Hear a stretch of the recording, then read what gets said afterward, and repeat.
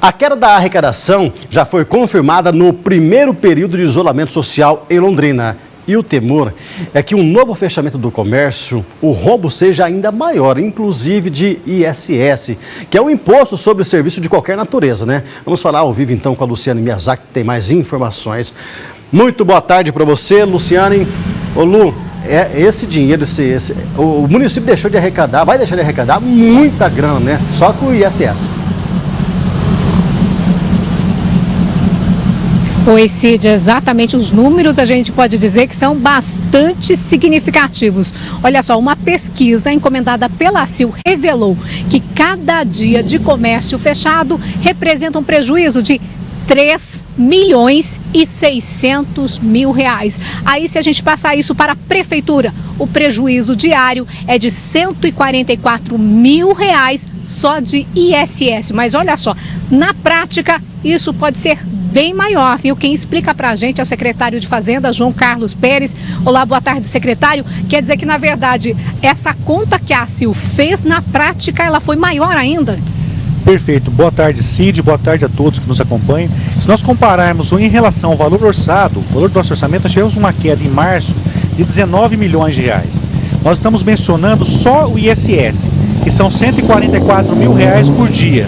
Significa que a cada R$1 que ingressa no Tesouro, 58% são destinados a 3 áreas: saúde, assistência e educação. Se nós compararmos com essa queda de 144 mil reais, significa que 80 mil reais a menos em relação à saúde, assistência e educação.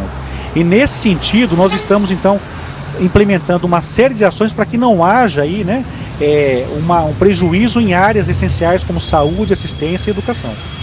Vocês conseguiram já fechar essa conta do que representou as 4 semanas aí de comércio fechado em Londrina? Nós temos uma prévia, porque quando nós falamos, nós setamos apenas o ISS, nós temos um impacto no FPM, no ICM, no Fundeb. O Fundo de Desenvolvimento da Educação Básica terá um impacto, porque 20% de alguns tributos vão para esse fundo e são distribuídos entre os 399 municípios. Então haverá um impacto em vários tributos. Nós estamos imaginando que nesse mês agora de abril, a queda em relação ao valor orçado será próximo de 25 milhões de reais. Então, assim, é um trabalho ainda preliminar. Nós estamos fechando o mês de abril, né? Mas o impacto será de uma queda que vai chegar no final do ano próximo a 100 milhões de reais. Então, nesse sentido, nós estamos trabalhando para quê? Para evitar que essa queda afete a vida das pessoas. Na área de saúde, assistência, educação. Nesse sentido, nós apresentamos um conjunto de ações, como corte de hora extra, o contingenciamento de investimento. Nós cortamos 80% de investimentos, o corte de jornada estendida, o corte de repasse ao plano de saúde dos servidores. Enfim, um conjunto de ações para buscar um ajuste e para que o cidadão na ponta não tenha nenhum prejuízo. Porque assim, o morador, a população lembra do IPTU, porque é um imposto que ele paga diretamente. E às vezes não tem noção do que significa uma queda na arrecadação de ISS, que impacta em diversos setores, né? Perfeito. Veja, como eu disse agora há pouco, né? A cada R$1 que ingressa no Tesouro, o ano passado nós investimos 26,27% em saúde. O mínimo é 15%. Em educação, nós investimos 28,12%, o mínimo é 25%. E mais 4,5% em assistência. Significa que a cada R$1 que ingressa no Tesouro, 58 centavos são destinados de forma automática a 3 áreas, que são áreas essenciais. O que nós não podemos deixar acontecer é que essas áreas sofram com a queda na arrecadação. E é isso que nós estamos propondo. Corte de despesa em outras áreas para suprir a demanda nessas 3 áreas.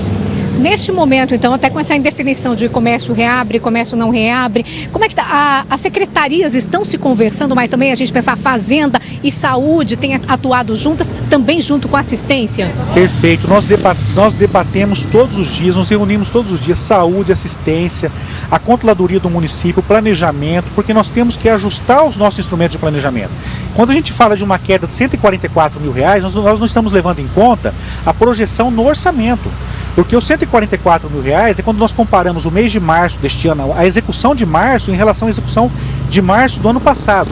Mas quando você elabora o orçamento, você coloca uma projeção de crescimento.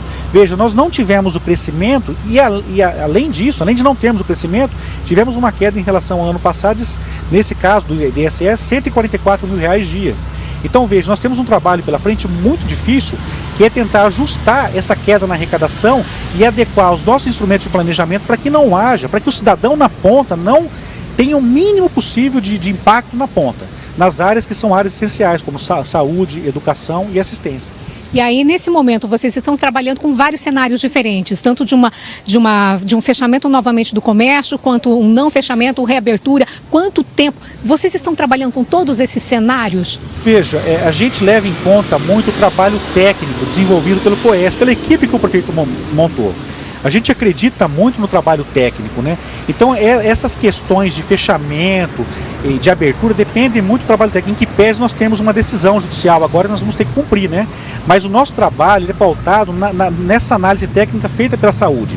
Nesse sentido, a nossa projeção até o final do exercício levou em conta toda essa análise, né? Em relação ao fechamento, abertura e até quando vai perdurar, né, essa expansão da pandemia. E nesse sentido, então, nós chegamos a um fluxo, a um resultado próximo de 100 milhões de queda na arrecadação. E eu quero deixar claro que tomara que nós estejamos errados, né? Tomara que não tenha esse impacto, mas no mês de março detectamos aí, então 19 milhões abaixo do que foi o valor orçado. Mas para efeito do trabalho, nós levamos sempre em conta o trabalho técnico, o trabalho dos técnicos da saúde, da assistência, né, do planejamento, para que a gente tenha aí um cenário mais próximo do real.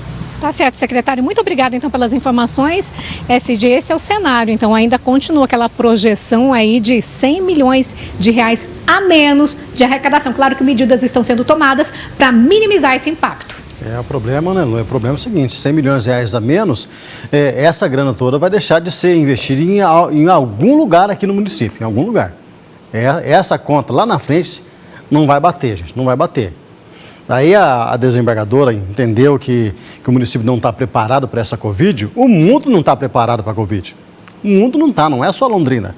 Só que outras cidades estão voltando à normalidade, com todas as orientações que a gente já falou e está cansado de falar aqui.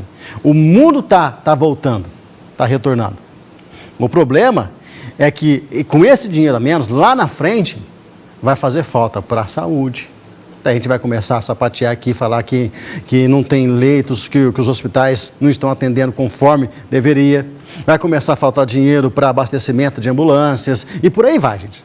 Entendeu? Por aí vai. Vou começar a falar tudo aqui, nós vamos passar o programa inteiro falando o que isso vai acarretar lá na frente. Está na hora dessas autoridades começarem a fazer uns levantamentos certinho para que tudo que a gente possa passar por toda essa situação, mas da melhor maneira possível. Da melhor maneira.